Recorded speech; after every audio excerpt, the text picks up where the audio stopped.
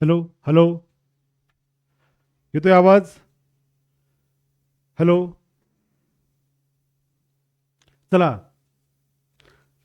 चला लवकर चला, वेळ झाली आहे. पटापटा चला. जॉईन झालेत?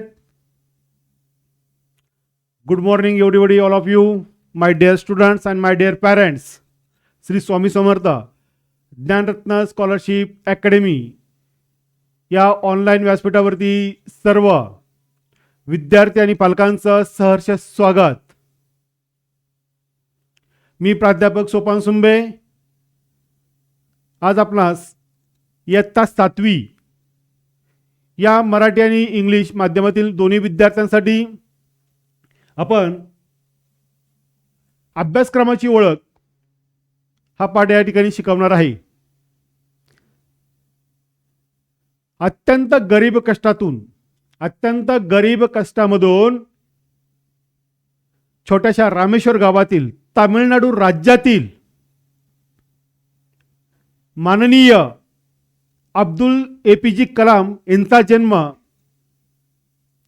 1931 साली महाराष्ट्र राज्याला नवे अखंड भारत राष्ट्राला स्वप्न घेऊन येणार आणि मिसाईल मॅन म्हणून ओळखले जाणारे भारताचे 11वे राष्ट्रपती APJ अब्दुल कलाम यांना ज्ञानरत्न स्कॉलरशिप या ऑनलाईन व्यासपीठावरून महाराष्ट्र राज्याच्या त्रिवार वंदन. विद्यार्थी बालमित्रांनो, आपले आईवडील म्हणजे आपले पहिले गुरु असतात आणि आपला पहिला गुरु आपल्याला चालण्यासाठी, लिहिण्यासाठी, बोलण्यासाठी शिकवत असतात. प्राथमिक स्तरावरती आपले जे शिक्षक असतात, उच्च स्तरावरती असतात, हे सर्व शिक्षक म्हणजे आपल्याला प्रत्येक जीवनामध्ये जो काय अनुभव देतात ते सर्व गुरुवर्य, ह्या सर्व गुरुवर्यांना त्रिवार वंदन. नेहमीच आपण महाराष्ट्र राज्यातील इयत्ता 1ली ते 8वी मराठी, सेमी आणि इंग्रजी माध्यमातील विद्यार्थ्यांना शासकीय स्तरावरती शासकीय स्कॉलरशिप, प्रज्ञाशोध, नवोदय आणि NMMS ह्या सर्व परीक्षांचं, स्पर्धा परीक्षांचं अत्यंत उत्कृष्ट असं दर्जेदार मार्गदर्शन आणि तेही अल्पदरामध्ये ज्ञानरत्न स्कॉलरशिप अकॅडमी या ऑनलाईन व्यासपीठावरून दिलं जात आहे. नेहमीच माझ्या समोर आहेत प्राध्यापक मारुती शिंदे सर.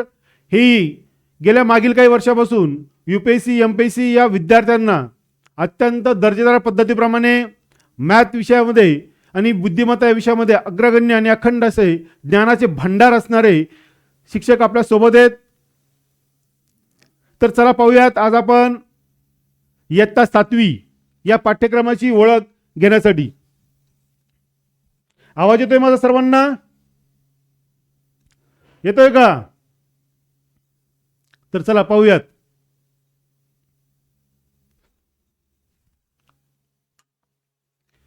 शिष्यवृत्ती परीक्षा.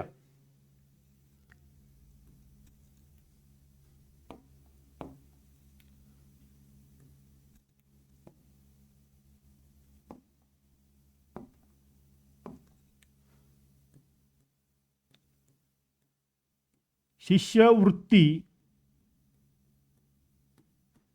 परीक्षा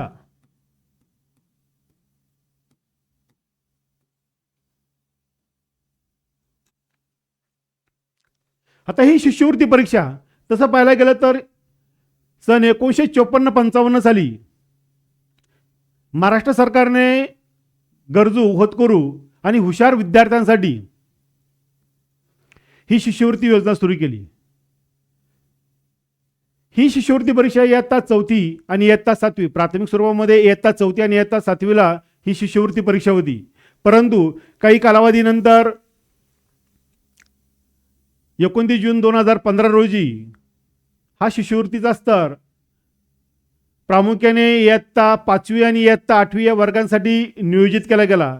परंतु विद्यार्थ्यांची संख्या आणि मिळणारे विद्यार्थी असणारे उपस्थित यांची विचार घेता परत महाराष्ट्र सरकारने सन 2025 साली 17 ऑक्टोबर 2025 साली नवीन अधिनियमानुसार शिष्यवृत्ती परीक्षा ही इयत्ता 4थी आणि इयत्ता 7वीसाठी पूर्ववत सुरू करण्यात आली. ही शिष्यवृत्ती परीक्षा प्रामुख्याने इयत्ता 4थी आणि इयत्ता 7वी.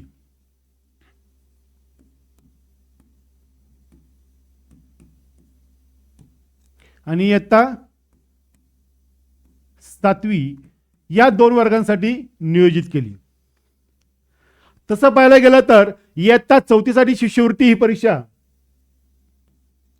आणि इयत्ता 7वी साठी ही परीक्षा.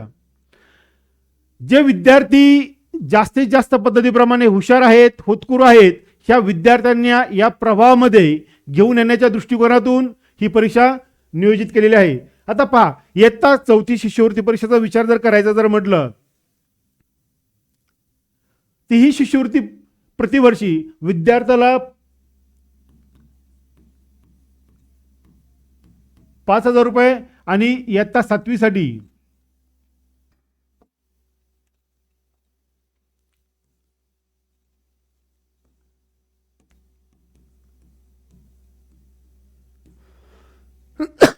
अशी नियोजित केलेली आहे. तर पाहूयात आता अभ्यासक्रमाची ओळख घेता घेता आता शिष्यवृत्ती परीक्षेमध्ये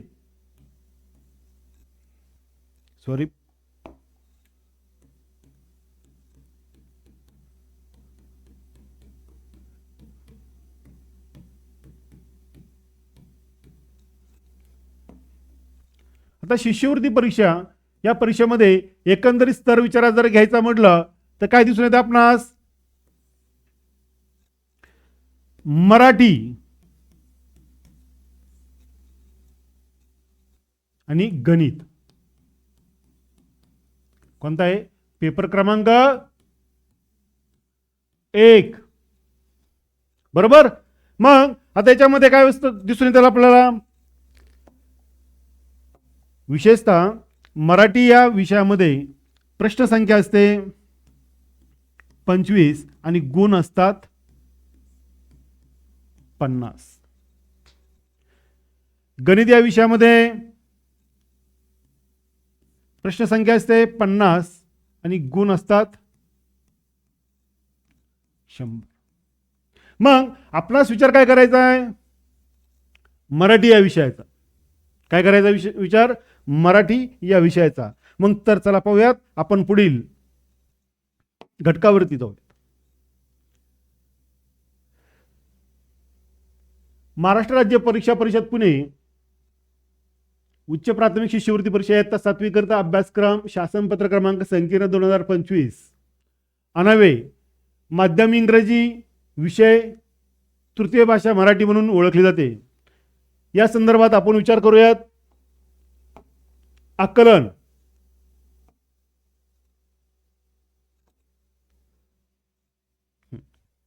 आकलन एकदम सुंदर आणि सोपे प्रश्न असतात. परीक्षेची काठिण्य पातळी जर विचारात जर घ्यायची म्हणलं, कठीण प्रश्न,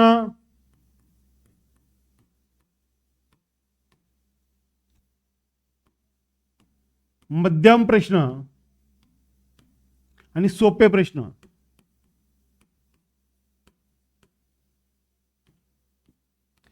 कसे असतात?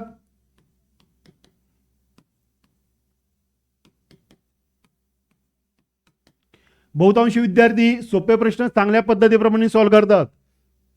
मध्यम प्रश्नही पण त्या ठिकाणी चांगल्या पद्धतीप्रमाणे सॉल्व्ह करतात, परंतु कठीण प्रश्नांचं नियोजन करणं गरजेचं असतं. मग वेळेचं नियोजन करून आपण प्रश्नपत्रिका सॉल्व्ह करणार आहोत, अभ्यासही करणार आहोत. तर चला पाहूयात. आकलन. उतारा व त्यावर आधारित प्रश्न. काय विचारलंय? उतारा व त्यावर आधारित प्रश्न.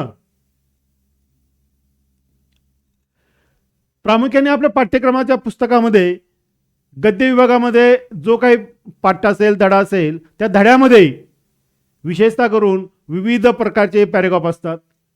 त्यातील एखादा पॅरेग्राफ त्या विचारला जातो आणि त्यावरती प्रश्नांचं विवेचन केलं जातं. काय केलं जातं? प्रश्नांचं विवेचन केलं जातं. आणि हे प्रश्न संख्या व्यवस्थितरित्या जर अभ्यास केला तर येणाऱ्या प्रश्नाचं उत्तर चांगल्या पद्धतीप्रमाणे आपण देऊ शकतो. एकदम सोपा भाग असतो, एकदम सोपा.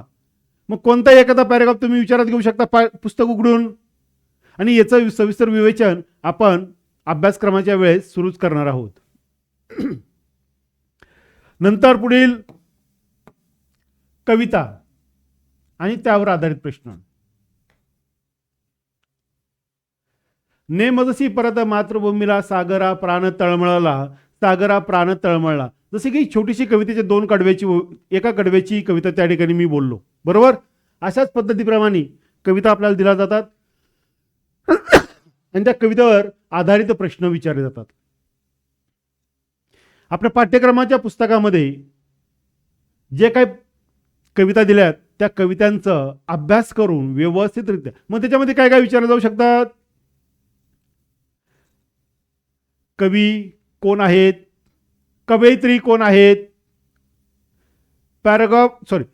त्या कवितेमध्ये रायमिंग वर्ड्स कोणते विचारले आहेत, म्हणजे यमक जुळणारे प्रश्न कोणते आहेत. अशा पद्धतीप्रमाणे विवेचन केलं जातं. पुढे काय सांगितलंय, सुसंगत वाक्यांचा परिच्छेद. सुसंगत वाक्य काय विचारलंय, सुसंगत वाक्यांचा परिच्छेद. मग सुसंगत वाक्यांचा परिच्छेद अभ्यासायचा आपल्याला. मग हा अभ्यास करत असताना पहा, बहुतांशी वेळेस आपल्याला सुसंगत वाक्य दिले जातात आणि ते अपूर्ण पॅराग्राफ त्या ठिकाणी आपल्याला काय करायचे, पूर्ण करायचे. म्हणजे थोडक्यात डायलॉग रायटिंग म्हणतो आपण, डायलॉग सिस्टीम म्हणतो. ही आपणास काय करायची, पूर्णत्वास न्यायची आहे किंवा ती आपल्याला पूर्ण करायची आहे. संवाद व त्यावर आधारित प्रश्न. जसं जे आपण बोलतो, good morning, hello, how are you, हे मराठी भाषेमध्ये विचारले जाणारे संवाद असतात. आणि संवादाचा आणि त्या प्रश्नांवर आपल्याला काय करायचा, विचार करायचा आहे. सर्वांना आवाज येतोय, येतोय का नक्की. सान्वी, येतोय आवाज, ओके. आता हे झालं उत्तरावरती. हा किती भाग पर्सेंटेज विचारला जातो, 24% हा परीक्षेला भाग विचारला जातो. किती, 24% हा भाग परीक्षेला विचारला जातो. मग आता पाहूयात पुढील भाग, शब्द संपत्ती. शब्द संपत्तीवरती आपल्याला विवेचन करायचंय, लक्ष द्यायचंय. शब्द संपत्ती हा सर्वात सुंदर टॉपिक. याला जास्तीत जास्त अभ्यास, पाठांतराची गरज पडते. त्यातला शब्द संपत्तीतला पहिलाच भाग विचारलाय समानार्थी शब्द. काय विचारलाय, समानार्थी शब्द. मग समानार्थी शब्द, ज्या शब्दांचा अर्थ एकसारखा निघतो त्यांना समानार्थी शब्द असे म्हणतात. काय म्हणतात, समानार्थी शब्द असे म्हणतात. मग जसं की काय म्हणू शकतो, समानार्थी शब्द काय काय सांगता येईल, आहेत का माहित तुम्हाला. सूर्य, रवी, भास्कर, बरोबर आहे की नाही. झाड, वृक्ष, ही इत्यादी समानार्थी शब्दांचं आपल्याला अभ्यास करायचा आहे. हा परीक्षेला किमान एक तरी प्रश्न असा विचारला जातोच. पुढे काय विचारलंय, विरुद्धार्थी शब्द. काय विचारलंय, विरुद्ध अर्थी शब्द. यावरती सुद्धा परीक्षेला प्रश्न विचारले जातात. विरुद्धार्थी शब्द म्हणजे काय, पाच. जसं की दिवस, रात्र. काय विचारलंय, दिवस, रात्र, हा विरुद्धार्थी शब्द झाला. सुंदर, कुरूप, चांगले, वाईट, असे अनेक विरुद्धार्थी शब्द आपल्याला दैनंदिन जीवनामध्ये आपण चालता बोलता वापरत असतो. बऱ्याच वेळा गुड मॅनर्स हॅबिट्स मध्ये हे आपण शब्दांचं विवेचन करत असतो. शुद्ध अशुद्ध शब्द. पाहूयात पुढला मुद्दा, शुद्ध अशुद्ध शब्द.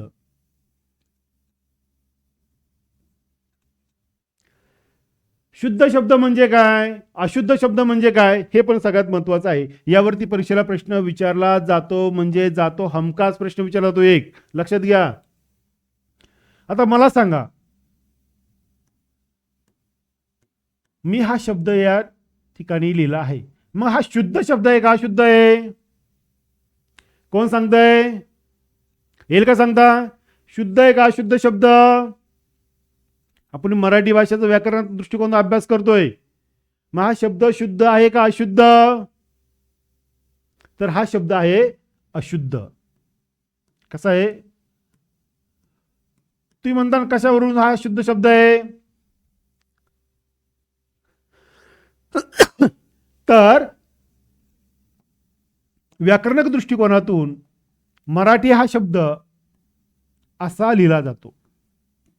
कार्यात्मक व्याकरणाच्या दृष्टिकोनातून कसा लिहिला जातो? मराठी हा शब्द अशा पद्धतीप्रमाणे लिहिला जातो. म्हणजे हा काय आला? शुद्ध शब्द झाला आणि हा अशुद्ध शब्द झाला आहे. येते लक्षात? तर चला पुढला मुद्दा पाहूयात. शब्द समूहाबद्दल एक शब्द. आपण पहिला मुद्दा बघितलाय, उतारा व त्यावर आधारित प्रश्न, कविता व त्यावर आधारित प्रश्न, सुसंगत वाक्यांचा परिच्छेद, संवाद व त्यावर आधारित प्रश्न, समानार्थी शब्द, विरुद्धार्थी शब्द, शुद्ध व अशुद्ध शब्द, हे सर्वांचं आपण विवेचन केलंय. आता आपला मुद्दा पाहायचा शब्द समूहाबद्दल एक शब्द. एक सेकंद.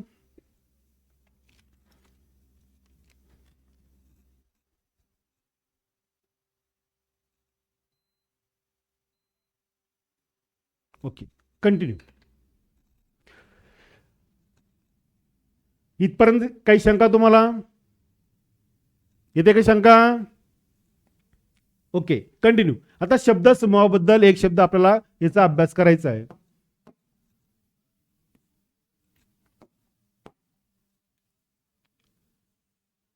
शब्द समूहाबद्दल एक शब्द आहे. तुम्हाला काही माहित शब्द समूहाबद्दल एक शब्द असेल तर सांगा बरं पटक्यास.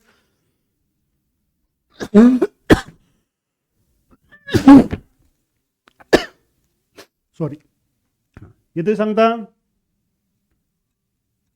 आहे माहित? ओके, मी सांगतो. अरण्याचा राजा. काय सांगितलंय? अरण्याचा राजा शब्द समूह आहे. काय आहे? अरण्याचा राजा शब्द समूह आहे. ह्या शब्द समूहाबद्दल एक शब्द शोधायचा आपल्याला. मग कोणता आहे? याला काय म्हणू शकतो? वनराज. काय? वनराज. वनराज म्हणजेच काय? अरण्याचा राजा म्हणून ओळखलं जातं. हा शब्द समूह आहे. जसं की 8 दिवसांचा काळ आठवडा, 15 दिवसांचा काळ पंधरवाडा, 12 महिन्यांचा काळ 1 वर्ष, म्हणजे हा झाला शब्द समूह. पुढला मुद्दा वाक्प्रचार. सगळ्यांनाच माहिती वाक्प्रचार. वाक्प्रचाराचं इयत्ता चौथीपासून एमपीएससी यूपीएससीच्या परीक्षेपर्यंत ह्या व्याकरणिक दृष्टिकोनाचा अभ्यास फार महत्वपूर्ण असतो. त्यापैकी वाक्प्रचारही त्या पद्धतीचे खूप महत्वपूर्ण आहेत. बऱ्याच वेळा आपण विवेचन करतो आणि त्या विवेचनामध्येच आपल्याला वाक्प्रचार म्हणजे काय आणि त्या वाक्प्रचारावरती असणारे प्रश्न परीक्षेला विचारले जातात. जीव भांड्यात पडणे, कानोसा घेणे, बरोबर की नाही, अंत करून गैवरून येणे, हे झाले वाक्प्रचार. आणि या वाक्प्रचारांचाच अर्थ आपल्याला विचारला जातो. जीव भांड्यात पडणे हा वाक्प्रचार आहे. मग या वाक्प्रचाराचा अर्थ काय आहे? हायसे वाटणे, बरे वाटणे, जीवात जीव येणे. शिवाजी महाराज पन्हाळगडावरती सुखरूप पोहोचले आहेत. तोफेचा आवाज ऐकून बाजीप्रभूंचा जीव भांड्यात पडला आणि त्यांनी आपला शेवटचा श्वास घेतला. हा झाला वाक्प्रचार आणि वाक्प्रचाराचा अर्थ. मग अशा पद्धतीप्रमाणे आपल्याला आपणास अनेक वाक्प्रचार आणि त्यांचा अर्थ आपल्याला पाहिजे आहेत. पुढला मुद्दा म्हणी. पहा, म्हणी ह्या दैनंदिन जीवनामध्ये आपण नियमितपणे बोलत असतो. गाढवाला गुळाची चव काय? घरोघरी मातीच्या चुली. पहा, आपले आजी आणि बाबा, ग्रामीण भागामध्ये बहुतांश वेळेस आजी बाबा विवेचन करत असतात, बोलत असतात. त्यावेळेस आजी म्हणते घरोघरी मातीच्या चुलीच आहेत. आयत्या वेळात नागोबा, अति तेथे माती, हे सर्व काही म्हणी असतात. ह्या म्हणींचं आपल्याला दैनंदिन जीवनामध्ये आपण अभ्यास करत असतो आणि पाठ्यक्रमामध्ये सुद्धा त्याचा अभ्यास केला जातो. पुढील जोड शब्द. जोड शब्दांचं आपल्याला काय करायचंय? अभ्यास करायचा. पहा, बोलताना लिहिताना नियमित पद्धतीप्रमाणे जोड शब्द आणि जोड शब्दांबद्दल आपल्याला माहिती मिळते. जोड शब्द काय आहेत? पहा, बऱ्याच वेळेस जे दोन शब्द एकमेकास जोडून येतात किंवा दोन शब्दांचा, जसं की पहा, लक्ष द्या, कल्पना हा काय झाला? जोड शब्द झाला. काय झाला? जोड शब्द झाला. मग कल्पना हा शब्द काय झाला? जोड शब्द झाला. परंतु कल्पना हा जोड शब्द होईल का? होणारच नाही. मग जोड शब्द कोणता आहे? कल्पना. म्हणजेच काय, आपल्याला लक्षात आली पाहिजे. कल्पना हे एका मुलीचं नाव पण होऊ शकते, त्याला आपण आयडिया पण म्हणू शकतो.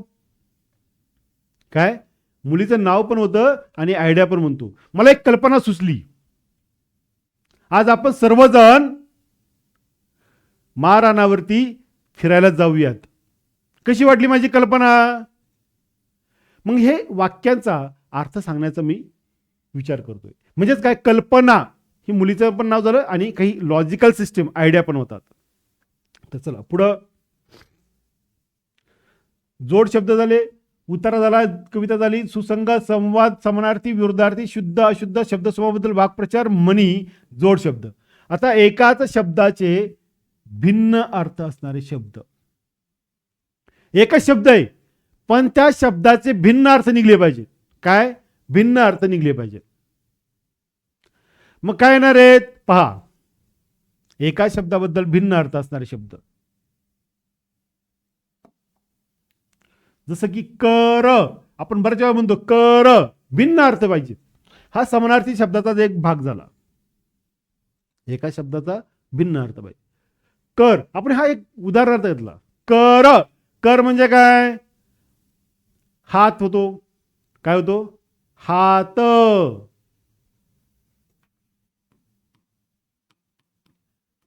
दुसरा भिन्न अर्थ काय होईल? सरकारला दिला जाणारा टॅक्स. काय? सरकारला दिला जाणारा टॅक्स. हा काय? हा काय? कर. कर म्हणजे हात. आणि दुसरा काय होतो अर्थ? सरकारला दिला जाणारा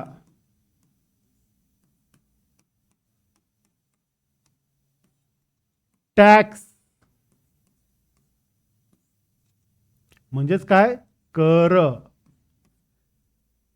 हे अशा पद्धतीप्रमाणे आपल्याला परीक्षेला प्रश्न विचारले जातात आणि विद्यार्थी बऱ्याच वेळा याच ठिकाणी गोंधळून जातात आणि गोंधळून गेल्यानंतर विद्यार्थ्यांना प्रश्नाचं उत्तर अचूक निवडण्यास काय होतो? चुका होतात. त्यासाठी वाचन ही क्रिया फार महत्त्वाची.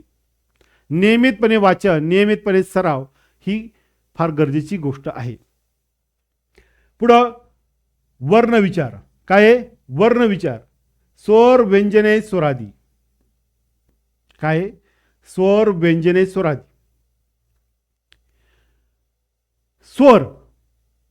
आपण पहा वर्ण म्हणजे काय. मी तुमच्याशी बोलत आहे. काय करतोय मी तुमच्याशी बोलत आहे. बोलत असताना जे माझे काही शब्द तुमच्या कानावरती ऐकण्यास येतात, काय येतात कानावरती ऐकायला येतात, ते शब्द कसे निघतात. कंठातून निघतात, ओठातून निघतात, तालव्यपासून निघतात.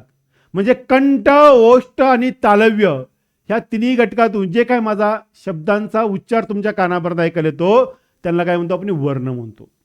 हे बोली भाषेत झाले. मग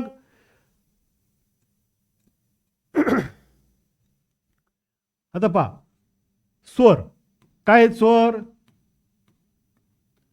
बहुतांशी सगळ्यांनाच माहिती आहेत. 12 खडी बरोबर ना. जसं अ, आ, ई, ई इत्यादी हे स्वर आहेत. व्यंजने कोणती आहेत. व्यंजने क पासून क, ख, ग. व्यंजनाचं नेहमी खालच्या बाजूने आपण मराठी भाषेत टंगडं मोडायचं असतं. काय करायचं असतं. टंगडं मोडायचं असतं. क, ख, ग ते नेपर्यंत. स्वरादी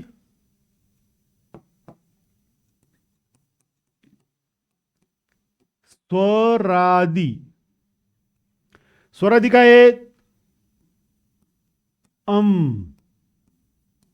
आहा पहा बहुतांशी वेळेस वर्णमालेवरती परीक्षेला प्रश्न विचारल्यानंतर विद्यार्थी गोंधळून जातात. स्वर कोणते आहेत, व्यंजन कोणते आहेत, स्वरादी कोणते आहेत. आणि विद्यार्थी नेमकी तीच चूक करतो आणि आपल्याला असणारे मिळणारे हक्काचे मार्क आपण काय करतो गमावून बसतो. मग त्यासाठी काय पाहिजे आपलं नियमित केंद्रीकरण पाहिजे. अभ्यासासाठी कॉन्सन्ट्रेशन पाहिजे. नियमित अभ्यास पाहिजे. वेळेचं नियोजन पाहिजे. जर तुम्ही वेळेचं नियोजन जर व्यवस्थित जर केलात तर तुम्ही अचूक पद्धतीप्रमाणे शिष्यवृत्ती पात्र व्हाल. आणि ही शिष्यवृत्ती पात्र जर केलीच तुम्ही तर तुम्हाला प्रतिवर्ष किती प्रतिवर्ष 7,500 इतके रुपये तुम्हाला पुढील शैक्षणिक वर्षासाठी अभ्यासासाठी तुम्हाला मदत म्हणून मिळाली जाईल. म्हणून शासकीय धोरणच काय आहे. विद्यार्थ्यांना जास्तीत जास्त शैक्षणिक प्रवाहामध्ये घेऊन आले पाहिजे किंवा आले पाहिजेत. यासाठी विद्यार्थ्यांना काय केले ते शिष्यवृत्ती बहाल केली जाते. मग ही शिष्यवृत्ती प्रत्येक वर्षी इयत्ता 4थी आणि इयत्ता 7वी या दोन्ही वर्गांसाठी राज्य सरकारने नियोजित केलेली ही परीक्षा ग्रामीण, शहरी, राज्यस्तरावरती सर्व भागामध्ये विद्यार्थी परीक्षा देऊ शकतात. आणि त्या स्पर्धा परीक्षेचं मार्गदर्शन, शिष्यवृत्तीचं मार्गदर्शन आम्ही ज्ञानरत्न स्कॉलरशिप अकॅडमी या ऑनलाईन व्यासपीठावरून संपूर्ण महाराष्ट्रभर अत्यंत दर्जेदार पद्धतीप्रमाणे आणि अल्प दरामध्ये देत असतो. तर चला पाहूयात पुढं. येते लक्षात. ओके. आता पुढे शब्दांच्या जाती काय आहे. त्याला इंग्लिशमध्ये काय म्हणतात पार्ट ऑफ स्पीच. काय म्हणतात पार्ट ऑफ स्पीच. मग शब्दांच्या जातींचा आपल्याला अभ्यास करायचा आहे. जसं की नाम, सर्वनाम, विशेषण, क्रियाविशेषण, क्रियापद, शब्दयोगी अव्यय, उभयनवी अव्यय, केवल प्रयोगी अव्यय हे सर्व काय झाले शब्दांच्या जाती झाल्यात. काय झाल्यात शब्दांच्या जाती झाल्यात. त्यामध्ये विकारी आणि अविकारी हे दोन भाग पडतात. काय पडतात विकारी आणि अविकारी हे दोन भाग पडतात. आणि ह्या शब्दांच्या जातींचा हे शब्दांच्या एकूण जाती किती आहेत पार्ट ऑफ स्पीच किती आहेत एकूण 8 आहेत. ह्या 8ही शब्दांच्या जातींचा आपण सविस्तर पद्धतीप्रमाणे परीक्षेला अभ्यास करणार आहोत. अभ्यासक्रमामध्ये अभ्यास करणार आहोत. नंतर लिंग. लिंग काय सांगतात स्त्रीलिंग, पुल्लिंग, नपुसकलिंग. काय आहे? स्त्रीलिंग, पुल्लिंग आणि नपुसकलिंग. ती मुलगी, तो मुलगा, ते मुले. मग ज्या ठिकाणी ती मुलगी, तो मुलगा, ती मुले. पहा, मी एक छोटंसं उदाहरण घेतलंय. ती मुलगी स्त्रीलिंग, तो मुलगा पुल्लिंग, ती सॉरी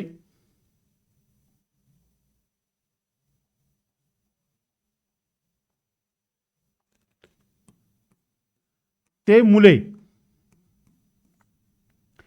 ती मुलगी स्त्रीलिंग झालं, तो मुलगा पुल्लिंग झालं, ते मुले नपुसकलिंग झालं. मग अशा पद्धतीप्रमाणे लिंग विचारात घेतले जातात. पुढील वचन. वचन कसं आहे? एक वचन, अनेक वचन, म्हणजे सिंग्युलर आणि प्लुरल. काय? सिंग्युलर आणि प्लुरल. पुस्तक, पुस्तके, झाड, झाडे. बरोबर आहे का नाही? मग हे एक वचन, अनेक वचन हे अभ्यासक्रमामध्ये परीक्षेला आवर्जून विचारले जातात. पुढला विरामचिन्हे. विरामचिन्हे. आता हे विरामचिन्ह म्हणजे काय? पूर्णविराम, स्वल्पविराम, अर्धविराम, उद्गारवाचक चिन्ह, प्रश्नार्थक चिन्ह, हे सर्व विरामचिन्हांचा कार्यात्मक व्याकरण मराठी विषयामध्ये विचारला जातो. बरोबर ना? म्हणजेच question mark, exclamation sentence, exclamation, quotation, हे सर्व काही कॉमा वगैरे हे सर्व विरामचिन्हांमध्ये विचारले जातात. जसं की हा झाला पूर्णविराम, हा झाला स्वल्पविराम, हा झाला दुहेरी अवतरण चिन्ह. बरोबर ना? म्हणजेच कॉटशन, यालाच काय म्हणतो आपण? कॉटशन. नंतर हा झाला प्रश्नार्थक चिन्ह, हा झाला एक्सक्लामेशन, म्हणजेच काय आला? उद्गारवाचक चिन्ह. ह्या विरामचिन्हांचा वाक्यामध्ये वापर करून विद्यार्थ्याला बहुतांश वेळेस परीक्षेला प्रश्न दिला जातो आणि विद्यार्थी गोंधळून जाऊन कोणती ना कोणती गडबडीमध्ये चूक करून बसतो. त्यासाठी विरामचिन्हांचा चांगला अभ्यास होणं गरजेचं आहे. पुढील मुद्दा काळ. आता काळ या घटकाचा जर विचार करायचा जर म्हटलं तर काळ म्हणजे काय रे? मी तुमच्याशी आता बोलत आहे, तो कोणता काळ झाला रे सान्वी? वर्तमान काळ. मी काल तुमच्याशी बोललो, हा काय कोणता काळ झाला? भूतकाळ. उद्या तुमच्याशी मी बोलणार आहे, तो कोणता काळ झाला? भविष्यकाळ. मग हे काळ, या काळावरती सुद्धा आपल्याला परीक्षेला प्रश्न विचारले जातात. मग त्याच्यामध्ये चालू पूर्ण काळ, अपूर्ण काळ, हे सर्व काळांचा अभ्यास आपण नियमित वेळेस अभ्यासक्रमामध्ये शिकणार आहोत. फक्त आज आपण या ठिकाणी ओळख पाहून घेतोय.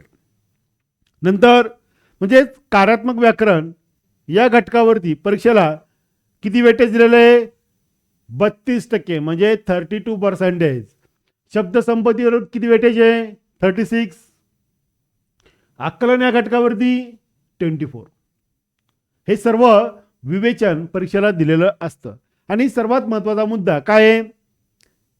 मराठी विषयाची 1ली ते 7वी मराठी विषयाशी संबंधित सामान्य ज्ञान. मग साहित्यिकांचे साहित्य व टोपणनामे, साहित्यविषयक सामान्य ज्ञान. पहा आता काय असतं, पहा आपल्या पाठ्यक्रमाच्या मध्ये अभ्यासक्रमामध्येच आपला जो धडा दिलेला असतो, कविता दिलेली असते, त्या धड्याच्या खाली किंवा कवितेच्या खाली छोटासा पॅरेग्राफ दिलेला असतो आणि त्या पॅरेग्राफमध्ये त्या कवीचं, त्या लेखकाचं संपूर्ण मनोगत दिलेलं असतं. जसं की त्याचा जन्म कधी झालाय, मृत्यू कधी झालाय, त्यांनी कोणकोणते पुस्तकं लिहिले आहेत, त्याला कोणता त्या ठिकाणी किताब मिळालाय, कोणतं त्याचं पुस्तक सर्वाधिक जास्त प्रकाशित झालंय किंवा कोणत्या पुस्तकाने सर्वात जास्त पाठ्यक्रमामध्ये त्याचा अभ्यास केला आहे, हे सर्वांचं त्या छोट्याशा पॅराग्राफमध्ये काय केलेलं असतं, विवेचन केलेलं असतं. मग कधी कधी त्यांना जसं की पहा, आता पहा इथं या ठिकाणी मी लिहितोय पु ल, म्हणजे काय, आता हे टोपण नाव आहे, काय सांगितलंय, टोपण नाव आहे. मग हे टोपण नाव जर विचारात घ्यायचं म्हणलं तर काय, पूर्ण नाव काय आलं, पु ल देशपांडे. काय, पु ल देशपांडे. म्हणजे तुम्हाला त्या कवीचं किंवा त्या लेखकाचं किंवा त्या साहित्यकाचं पूर्ण नाव माहीत पाहिजे. काय पाहिजे, पूर्ण नाव पाहिजे आणि त्याचं टोपण नाव माहीत पाहिजे. तिने कोणतं पुस्तक लिहिलं आहे, जसं की बटाट्याची चाळ, बटाट्याची चाळ, म्हणजेच बटाट्याची चाळ, हे त्यांनी पुस्तक लिहिलंय. म्हणजे आपल्याला ह्या पुस्तकांची नावं माहीत पाहिजेत. चला पुढलं. म्हणजे एकंदरीत यावरती 8% भाग परीक्षेला विचारला जातो. कार्यात्मक व्याकरणामध्ये 32%, शब्दसंपत्ती 36 आणि आकलनामध्ये 24% हे परीक्षेला विचारलं जात असतं. आता आपण कोणता भाग बघितलाय, माध्यम इंग्रजी. इयत्ता 7वी ज्ञानरत्न स्कॉलरशिप अकॅडमी महाराष्ट्र राज्य या ऑनलाईन व्यासपीठावरून आपण इयत्ता 4, इयत्ता 7वी आणि इयत्ता 8वी या सर्व शालेय स्तरावरील विद्यार्थ्यांसाठी स्पर्धा परीक्षेची अत्यंत उत्कृष्ट अशी तयारी आणि उत्कृष्ट असं मार्गदर्शन तेही अल्पदरामध्येच घेऊन येत आहे ज्ञानरत्न स्कॉलरशिप अकॅडमी. इयत्ता 7वी स्कॉलरशिप माध्यम मराठी सेमी, पेपर क्रमांक 1 मराठी गणित आणि पेपर क्रमांक 2 इंग्रजी बुद्धिमत्ता चाचणी. तर आपण सुरुवातीला मराठी माध्यम आणि गणित ह्या आणि मराठी आणि सेमी ह्या माध्यमाचा त्या ठिकाणी मराठी विषयाचं आकलन विचारात घेतलंय. आता त्याच पद्धतीप्रमाणे माध्यम मराठी काय सांगितलंय, माध्यम मराठी. आता मराठी माध्यमाचंच आपल्याला अजून काही विवेचन बाकी आहे, आकलन.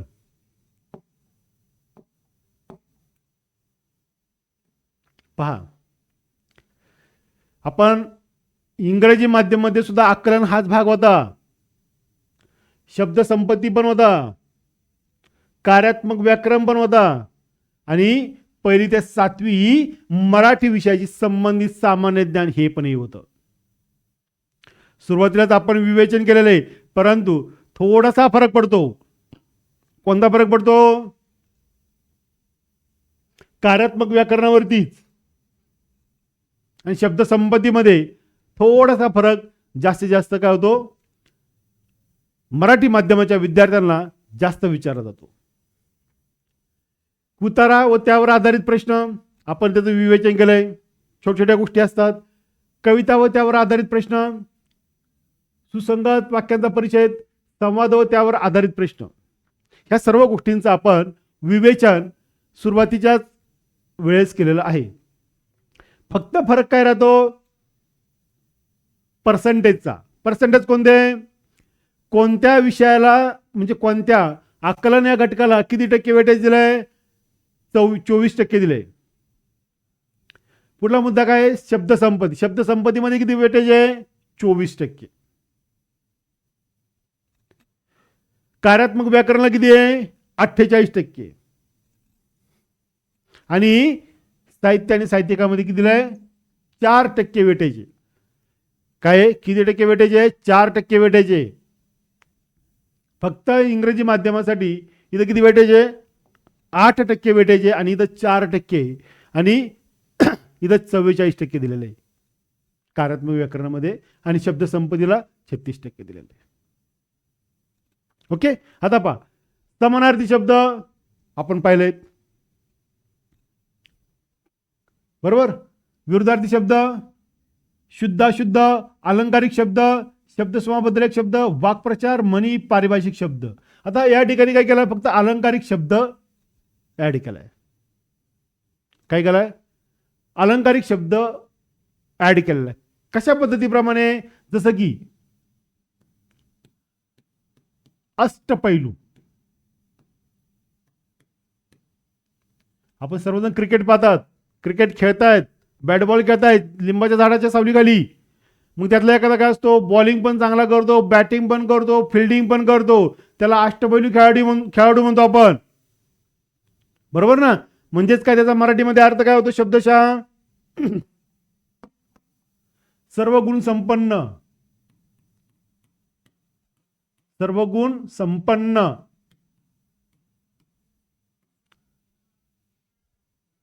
सर्व गुण संपन्न असणारा अष्टपैलू असतो. म्हणजे हा अष्टपैलू हा काय अलंकारिक शब्द झालाय. मग पुढे वर्ण विचार आपण पाहिलेत. मी जे काय तुमच्याशी बोलतोय, मग तो कंठातून असेल, ओष्ठात असेल, तालवी असेल, हे जे काय वर्ण माझे उच्चारले जातात त्यांना वर्ण म्हणतो आपण. ह्या वर्णांचा जर विचार करायचा म्हणलं तर आपण म्हणतो, लिहिताना कसं लिहितो, क, ख, ग, घ, च, छ, ज, झ एक्सेट्रा. संधी, हा या ठिकाणी संधी हा एक नवीन प्रकार आलाय. स्वर संधी, व्यंजन संधी. बरोबर की नाही. स्वर, स्वर कोणते आहेत,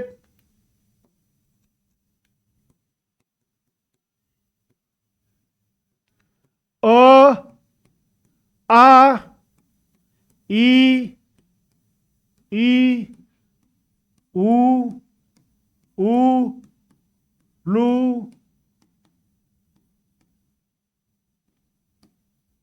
इत्यादी. म्हणजे हे काय झालेत, स्वर झालेत. व्यंजन, व्यंजन काय आहेत, क, ख, ग, घ. परंतु व्यंजन कार्यात्मक व्याकरणाच्या दृष्टिकोनातून व्यंजन जो आहे त्याचा खाली काय केलं जातं, आपण मराठी भाषेमध्ये त्याला टंगड मोडतो. काय करतो आपण, टंगड मोडतो. शब्दशः अर्थ काय घ्यायचा आहे, व्याकरणिक दृष्टिकोनातून टंगड मोडणे, हा त्याचा काय व्यंजन झाले. मग हे स्वर, व्यंजन, स्वर संधी, व्यंजन संधी, हे सर्वांचा आपण सविस्तर अभ्यास आपण नियमित वेळेला करणार आहोत.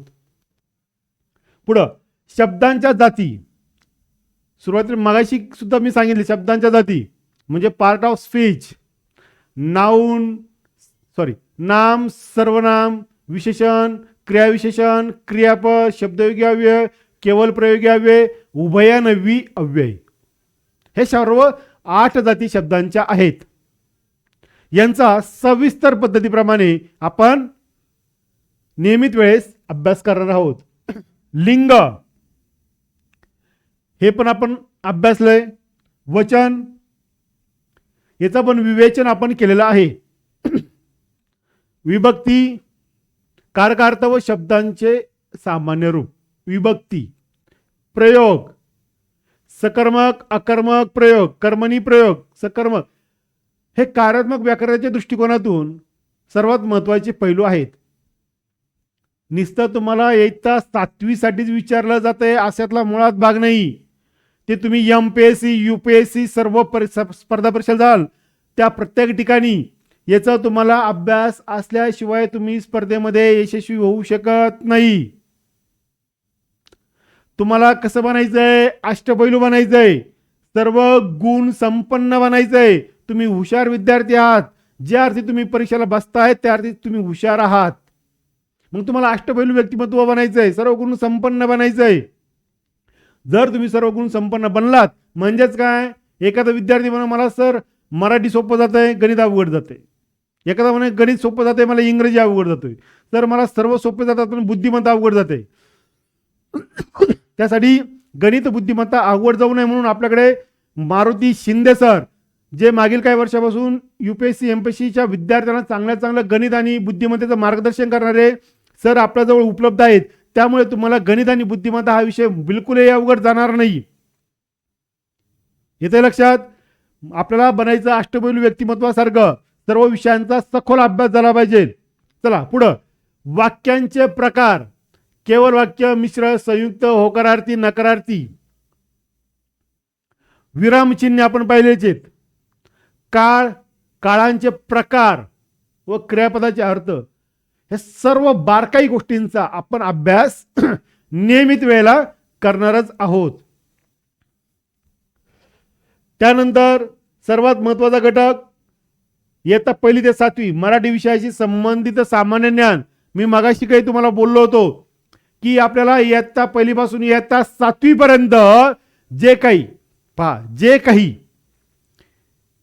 पाठ्यक्रमामध्ये धडे विचारलेले असतील, कविता दिलेल्या असेल, त्या कवितेच्या धड्याच्या खाली छोटासा पॅरेग्राफमध्ये विवेचन दिलेलं असतं. त्या कवीचं पूर्ण नाव, लेखकाचं पूर्ण नाव आणि त्याचबरोबर त्यांचं जन्मसाल, मृत्यूसाल हे सगळं दिलं असतं. त्यांनी कोणतं पुस्तक लिहिले आहेत, कोणत्या साहित्यामध्ये त्यांनी प्रसिद्धी मिळवली, हे सर्व त्याच्या खाली विवेचन दिलेलं असतं.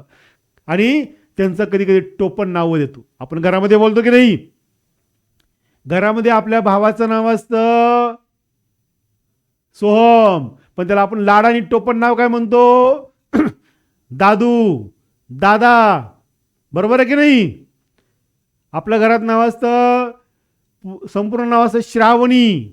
आपल्या घरामध्ये सर्वजण किंवा आपल्या परिसरातील सर्वजण म्हणतात काय? सोनू सोनू नावाने आवाज देतात, छकुली नावाने आवाज देतात. हे झालं आपलं टोपण नाव. त्याच पद्धतीप्रमाणे जे काही लेखक, कवी असेल, त्या साहित्यिक असेल, त्या सर्वांनाच टोपण नावाने उल्लेख केला तो.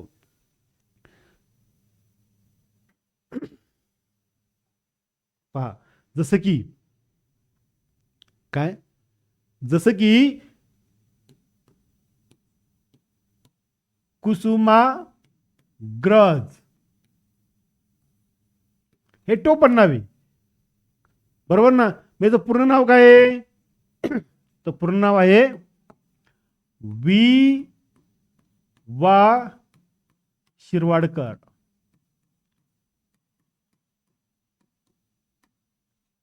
हे पूर्ण नाव आलं. म्हणजेच काय? हे टोपण नावं आपल्याला अभ्यासले पाहिजेत. आणि हे टोपण नावच नुसतं अभ्यासाचं नाही, नुसतं कवी आणि साहित्यिकांचा नुसतं अभ्यास करायचा नाही, तर प्रामुख्याने आपल्याला MPSC आणि UPSC ह्या परीक्षांच्या धर्तीपर्यंत सर्व काही अभ्यास हा परिपूर्ण झालेला पाहिजे. या पद्धतीप्रमाणे आपण अभ्यासक्रमाची छोटीशी ओळख घेतली. बरोबर ना? मग या ज्ञानरत्न स्कॉलरशिप ऑनलाईन अकॅडमीच्या व्यासपीठावरती आज सर्व विद्यार्थी आणि गुरुजनांचं, बंधू भगिनींचं पुन्हा एकदा सहर्ष स्वागत. आपण अकॅडमीच्या माध्यमातून आपण सर्व विद्यार्थ्यांना चांगलं आणि दर्जेदार आणि तेही अल्पदरामध्ये मार्गदर्शन करणार आहोत. तुम्ही या अकॅडमीवरती जो काही विश्वास ठेवला आहे किंवा विश्वास दिला आहे त्याबद्दल मी सर्वांचं, प्राध्यापक सोपान सुंबे, आपण सर्वांचं मनापासून धन्यवाद व्यक्त करतो. माझ्या समवेत प्राध्यापक मारुती शिंदे सर, हे अत्यंत गणित आणि बुद्धिमत्तेसाठी अखंड असे अभ्यास व्यक्तिमत्व. तुम्हाला कोणतीही शंका असेल, काही तांत्रिक अडचणी असेल, तर त्या शंकांचं निरसन करण्यासाठी सदैव तुम्ही फोन करू शकता. 90 21 10 10 29 70 70 09 09 47 आणि 72 19 54 70 48 या नंबरवरती फोन करून आपल्या शंकांचं निरसन करू शकता. चला भेटूयात पुन्हा उद्या एकदा याच वेळेस. धन्यवाद. जय हिंद, जय महाराष्ट्र. काही शंका असेल तर आवर्जून फोन करा.